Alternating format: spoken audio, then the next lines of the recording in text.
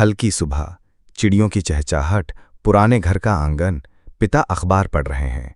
आर्या, एक 8 साल की मासूम बच्ची, पुराने लकड़ी के दरवाजे के पास बैठी फटी हुई कहानी की किताब पढ़ रही है।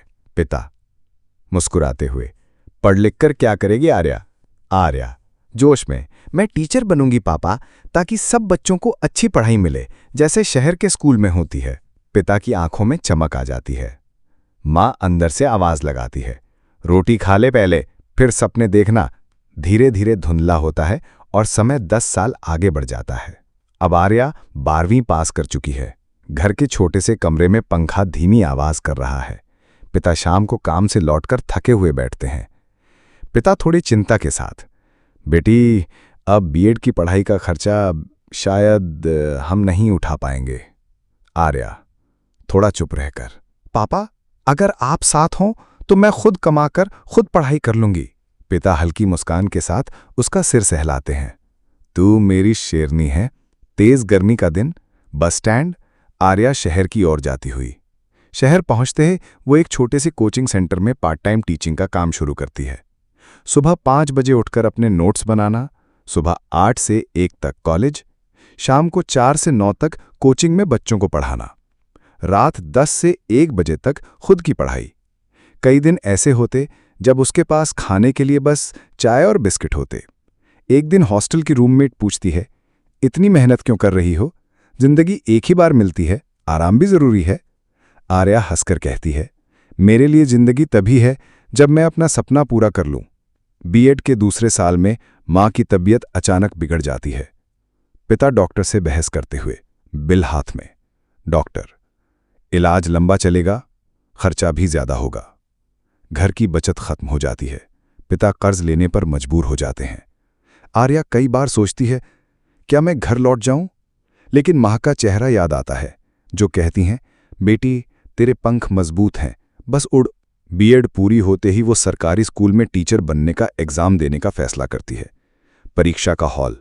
आर्या पसीने में भीगते हाथों से पेपर लिख रही है, लेकिन रिजल्ट आने पर वो असफल हो जाती है।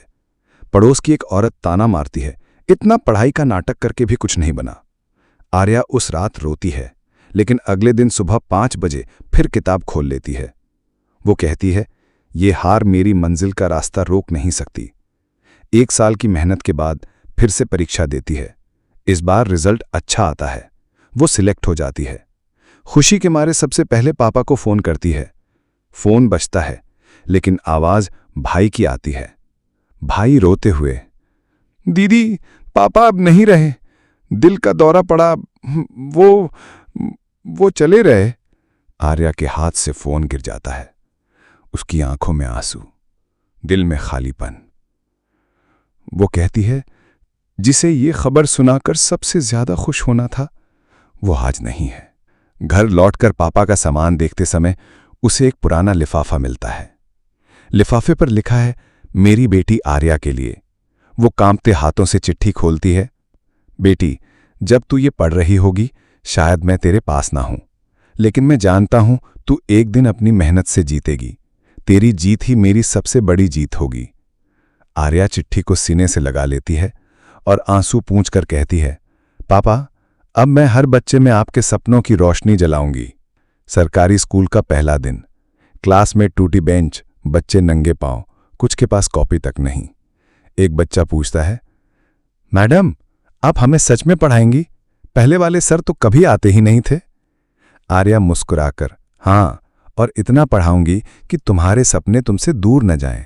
2 साल में स्कूल पूरी तरह बदल जाता है। लाइब्रेरी बनती है, बच्चों को फ्री किताबें मिलती हैं। हर शुक्रवार सपनों की क्लास होती है, जहां बच्चे अपने सपने बताते हैं। गांव वाले कहते हैं, आर्या दीदी ने स्कूल में जान डाल दी है। एक दिन 10वीं का एक बच्चा आता है और कहता है, दीदी, मैं भी टीचर बनूंगा, जैसे आप बनी।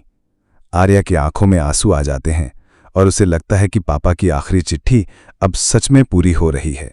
सीख, हालात चाहे जैसे हों, इरादा मजबूत हो तो मंजिल दूर नहीं। माता पिता का आशीर्वाद और अपने सपनों का जुनून किसी भी कठिनाई को हरा सकता है। एक इंसान का जज्बा पूरे समाज को बदल सकता है।